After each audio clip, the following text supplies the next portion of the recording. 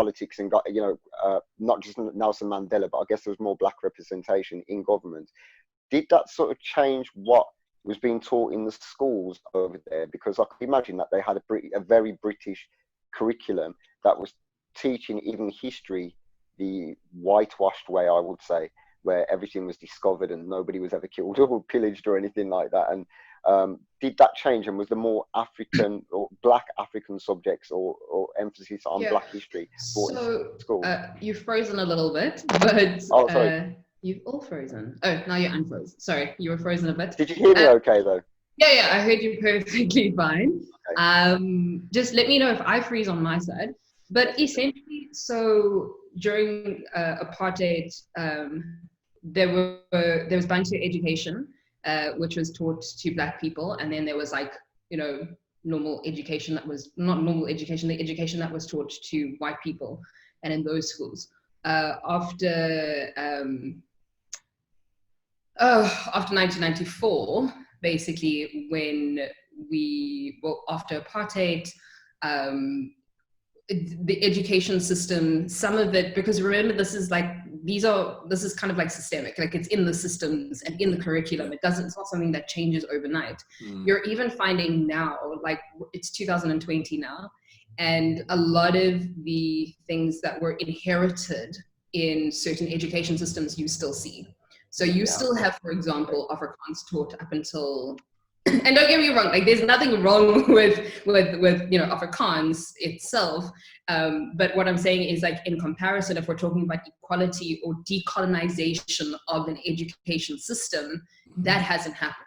And you'll find through a number of the protests that have happened in South Africa on a university level, with fees must fall, where students were protesting, yes, high fees, but also the to decolonize the education system, the way that things are taught, how things are taught, even representation of teachers. Even if you look at the representation of teachers right now in schools, whether it's your Model C schools to your private schools, the representation there is no representation. You would have even found, I know definitely, like when I was in primary school, Xhosa was actually taught by a white teacher. And you'll find, you need to ask, who are the teachers of color? Who are the black teachers?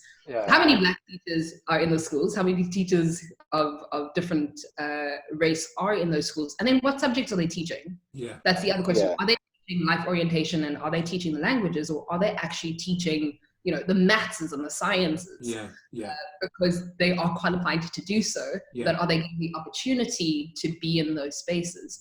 I think one thing that people also often overlook is understanding that representation to see is important. Representation for the sake of representation, that's not the purpose of it. It's, you need to be able to see. If the only way you've ever engaged with a certain race, when it even comes to schooling, if the people who were black were only ever your cleaning staff, like psychologically, what does that do to you as well? To be able to see, yes, I had a science teacher that was black, I had a math teacher that was black. That's great. And it kind of like takes away the thought that you can only be X or only be Y, as well. And that's across sectors. That's in every single industry, in every single sector. It comes down to the battles we're fighting on race and on gender and on being seen, and in certain communities, it keeps coming up. I don't know if that answered the question. Absolutely. I do have a question. Sorry, quickly, Nigel. Hold your thought. Okay. Were your teachers African born? I mean, South African born, or were they just like imported from Europe? Because when you think they're white people, you think, were they just like if you go to Thailand and stuff, the people who are teaching English are always Europeans and never the Thai people? Okay, that makes sense. But I'm guessing in South Africa, you should have African people teaching like African history, for example, or African language, or you know what I mean? Yeah. Did you say were they imported? Were they imported? Yeah. So difficult. I'm answering to the best of my ability. Okay. So no, our teachers were not imported. I mean, I did say imported and not important. The thing is, man, I what you think got to remember is, how can you import someone into a country that speaks a different language from a country that doesn't speak that language? Yeah, well, the thing about it, South Africa's run by the Dutch, wasn't it? A lot of Dutch influence. So Afrikaans is a language that's spoken in both countries, and English too. You know, so that's why it's they could just said, okay, we're going to get a load of English people to come over and start educating the Africans, you know. And same with the Dutch who went over there caused loads of problems. And then they're like, yeah, we're trying to educate the African people, civilize them, you know, even though it's all bullcrap. You know what I mean? Yeah. Was that a question or a statement? That was a statement. It was a statement, but it had a question inflection at the end, so I wasn't sure. Yeah. Well, like I said, so the people weren't brought over to teach you guys. It was basically like the white people who were teaching you. Yeah, they were like South African white born. South Africa. All right, cool. Nigel, did you want to say something? I forgot what it was now. Oh no. Sorry, I'm going to jump in because obviously. Guys, these were so intense questions. I thought you were just gonna ask me like what my makeup routine is. Yeah, we'll get to that. Share the tips, girl. Share them tips. We've got some serious questions. Educate. We try and educate the people. I mean, it is kind of a form of education. I mean, if you're looking for, definitely when it comes to history, I think there is importance to listen to discussions and conversations. Yes, but also just like research as well and reading. Let's switch things up a little bit, and because you run a podcast business, don't you? I do. Hallelujah, something I can answer. Yes. So what inspired you to start doing a podcast business? This is now I don't know how to answer this question because I'm always on the other side of these questions. So I'm always prepped. I'm like, I've got my 30 questions. Let's do this. So I started podcasting in 2016. Okay. I'm lying. I'm going to erase that. I started podcasting in 2018. I've been podcasting for 2 years. So August 2018, in South Africa, we celebrate Women's Day on the 9th of August. And so we have Women's Month in August. And oddly enough, my background is in journalism and writing, and I've done some TV production stuff, but nothing in audio. But I've always been incredibly passionate about audio and about conversations from my journalism days. And so I think, it's many things, that brought me to my journey of podcasting. But on the one hand, I'd listened back to some of the conversations that I had recorded and was just like, no one's ever going to listen to these conversations, and it's so much better than what you can hear the emotion and that you miss when you read something. Yeah. And then on the other hand, I listened to a number of sermons in podcast form. I always have, or just listening to the audio, and I'd be listening to podcasts, and I thought this is really cool. So that's on the one hand. On the other hand, I was having all of these interesting discussions with people in their 20s. Yeah. So and it was always around, we found ourselves in this space where we were having quarter-life crises, questioning stuff, and in different circles of different friendships, I found the same theme coming up, we're having crisis and we don't know what to do and we've lost our purpose and who are we in the world. And I kept on saying it'd be so amazing if someone could record these conversations, and then I started recording them and I called the podcast in my 20s. So that was my first podcast. Okay. And now I run 3 podcasts under my podcast company, which is called Teensway Media. So we still have in my 20s. I'm turning 30 this year, so I'm gonna probably start looking for another host soon for that. Then I've got my client-based one, which is called Biz Community, and that's a business-based podcast focusing on marketing. Oh wow, that's brilliant. So for you, Nigel, just quickly, if you're looking for a host, I'm always looking to leave England. If you're looking for a marketer, Nigel's your man. He's a shout, man. He's a shout. So you run 3 podcasts, and you also have a business which does podcasts for clients as well. So my podcast houses the 3 podcasts I run. Yeah. Essentially, it's me under a business housing the podcast. And then under my company, I also do like podcast training. We've just released our first digital magazine, official digital magazine. Yeah, I saw it. Yeah. Which I've read half of it already. I was trying to finish it before we got on, but I didn't have the time. Fantastic. Oh, good. It's a couple of you've got some time, so don't stress about it. But no, I mean the thing about podcasting is in the US and the UK, like there is so much information, and jump on a call or a Facebook group like how we connected, and find podcasters in South Africa and even on the rest of the continent. It's so difficult, and finding those statistics so difficult. Yeah. So I mean, while there are these pockets of groups, I'm like, but why don't we just start something where I can be like, where I can promote other people's work, but also like learn from people. Yeah. Fantastic. I mean, I've got a couple of friends who run podcast businesses, and it's a growing market, and hence this is why Wayne's doing what he's doing. But that's fantastic. Yeah. It's kind of the same thing actually. What we're doing here in Blackopolypse is we're trying to get people like you, obviously. Because what happens when you come into our podcast, you tap into the European market, you know what I mean? And when we go into your podcast, we tap into your South African market. And for me, it's important that we're in Africa. We have a presence in places like Africa and Black America, and I guess countries where they don't speak English is a bit stupid, but what? Just later. I think if we don't speak. Sorry? Sometimes, that's the thing. I think at some point we're a bit further along down the line, then maybe we can offer, get people to translate the videos, but as long as we don't speak. I mean, I speak German and I speak some Portuguese along with Simon. But at the moment we couldn't really I could do a pure German, which I have done. Actually, I do a pure German podcast, but it's one of those things, I guess. The thing is, man, you just focus on the market that is the easiest to hit. So English all the way, you know what I mean? Unless you're getting £1 million a month and they say, come translate it into Portuguese, focus on what you do, man. You know what I mean? It's a good way to look at it, yeah. How long have you guys been podcasting for? Sorry? How long have you guys been podcasting for? When did it start? Okay. It's about 8 months now. So, I mean, it's not the first time. Like, we're kind of like... Well, I've been in the media for a long time. I had a radio station for 3 years, I believe.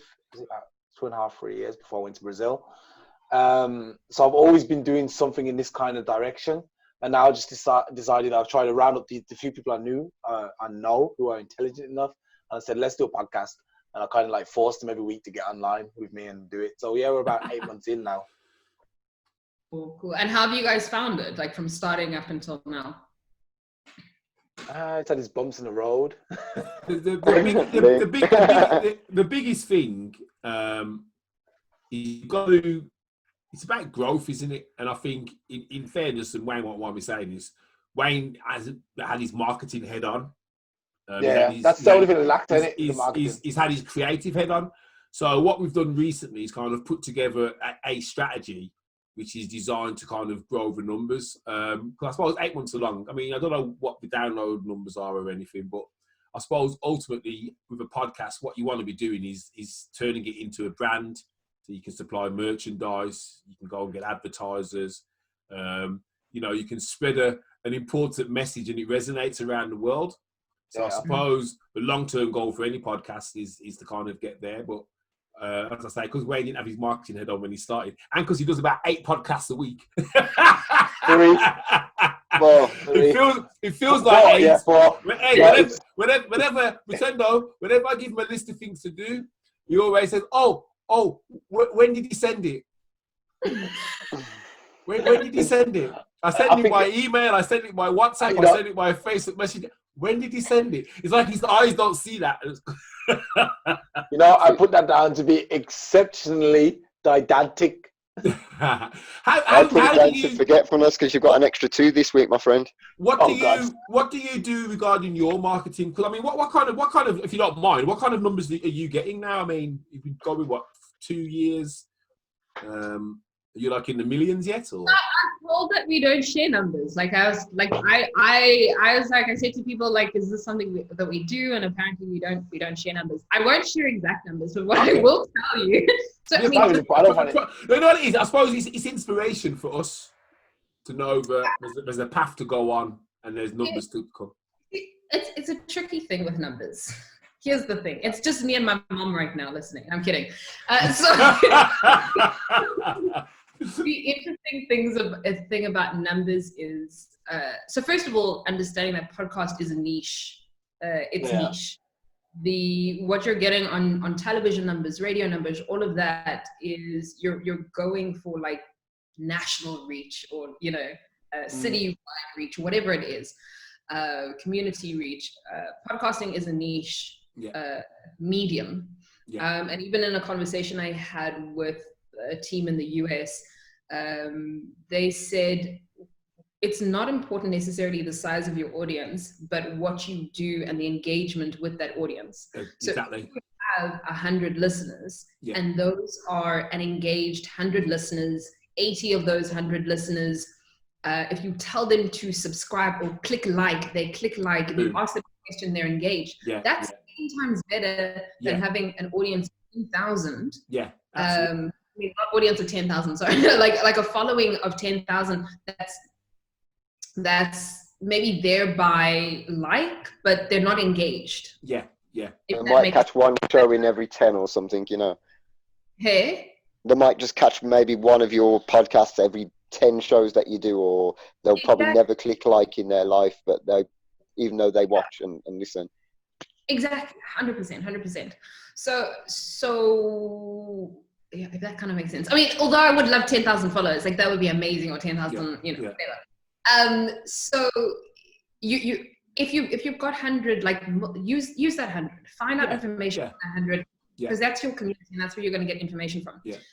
Back to numbers, your question around numbers. It's all about growth. So it's targeted growth. If you're starting off 10, you launch your podcast today, you have 10 listens or 10 downloads, and in 2 months' time, you've gotten 20. That's growth. That's 100%. Not like, oh, I didn't start off with 1,000. That's you've grown. You've grown, man. Absolutely. That as well. So I'm not exactly going to answer the question on numbers, but I will say this. I will say the interesting difference between my I can speak specifically to In My 20s and the podcast sessions, as my approach for them have been very different. In My 20s, completely organic growth, but it was targeted specifically for people between the ages of 20 and 30. So that's already super niche. And while the following on Instagram isn't high, the listenership is almost double, maybe if not more, than our Instagram following, which means the people who are listening to my podcast aren't necessarily on social media. They're listening and have subscribed to other podcasts. And that's the thing, because you can, I mean, obviously you can subscribe to it. So, for example, our cousin Graham, he listens to the podcast or watches the video every week, and he's got the podcast on his phone. So I know of at least 3 people who I'm just on my side who are tuning in every week and listening. But it's just interesting to know, because I suppose once you start the journey, because obviously I do a lot of marketing with small businesses, and one of the things I always say to people is focus on the end goal. You know, what is the end goal? What do you want those numbers to look like? What's going to make you go, yeah? And you're right, most certainly it is about engagement. And that's where you do have content within the podcast which is going to cause a reaction or someone to take an action. But interesting. But there's so many ways around marketing. I mean, there's making use of video now and putting it on YouTube, or writing a short article about it, and in your SEO, and that helps. Small clips on Instagram or Twitter or whatever it is. I'm not super great on social media. Sometimes I forget that it's there, and I'm like, oh my gosh, I need to post. I've created schedule.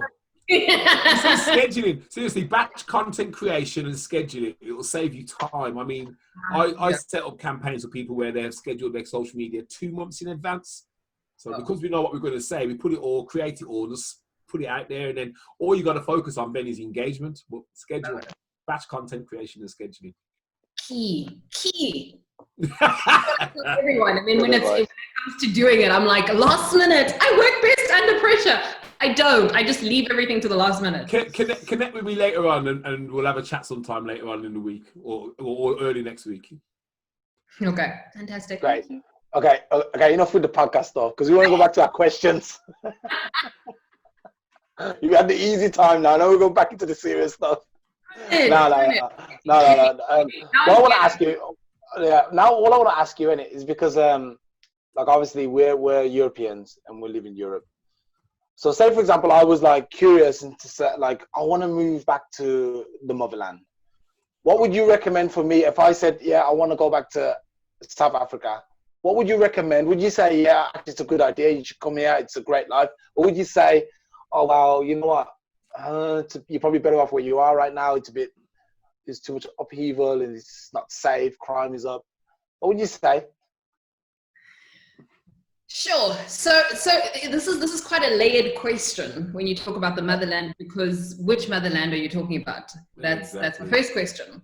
And what does the motherland actually mean to you? And what is your connection to this so-called mother? Where my people are. I want to go where my people are, where I don't have to go out on the street.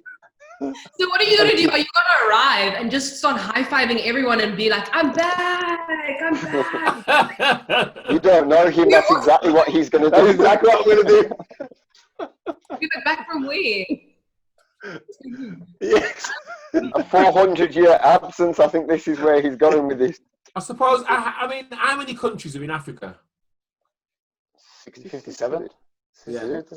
So when you say go back to Africa, you're absolutely right, Rutendo. Which part of Africa are you talking about? Are you a North Africa person? Are you a Southern Africa? Are you an Where's Eastern? warm? West Where's warm? Let me know. Are you on where? Okay, so in all honesty, like I really South Africa is what we're talking about right now. Love staying in South Africa. I have traveled to both places in Europe and been to the US. The concept of, you know what you know, that's the thing. Every time I've traveled as a tourist. So I would go overseas and be like, oh, this is great, this is a tourist, but you don't live there. So understanding what it lives to be in a place is one. I love so many elements. We have great weather. The snow looks pretty from a distance. We don't get snow, but I'm saying that's how to keep it. Snow looks great from a distance, but when you're in it, it's like, guys, this is really cold. Like, this is not great. I don't do well in the cold as well. So the heat is great. People are so friendly. Like, people are genuinely, in comparison to certain places I've been overseas, Africans in general, okay, this is where I'll generalize. Africans in general are the nicest people that you would possibly meet as well. Yes, depending on which country you go to, variations of niceness. But